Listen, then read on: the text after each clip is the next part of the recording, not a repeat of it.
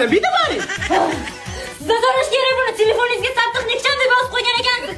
Santexnikchi sizgacha keldimi? Santexnikmi xotin, santexnik mana suvimiz ishlamayapti, suvimiz. Sochimni yuvmayapman, o'shanga chaqiruvdim. Ha, yo'q, santexnik shunaqa kiyinadimi? Bular ham formasini o'zgartirib turadi-da, bir xil hech kim ham yo'qmaydi-ku. Senga ham aytaman-ku. Ha, yaxshi, unda bu kim? Assalomu alaykum. Shunda santexnik bolasi bilan kelganmi? Yo'q, bu santexnik zapchasi-ku. Balki sizni zapchasingizdir.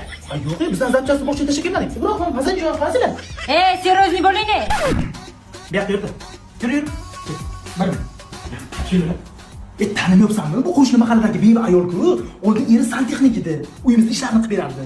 Hozir erining ishini davom ettirib yuribdi. Mana qizchasi bir o'ziga qolib ketgan. Kecha ko'chada sovqat yeb turgan ekan, gallan jinsdan bitta kurtka olib beraman deb bordim. Bitta sviter bilan kurtka olganga shim tega qilib qo'yishgan ekan, maxsus aksiya qilib.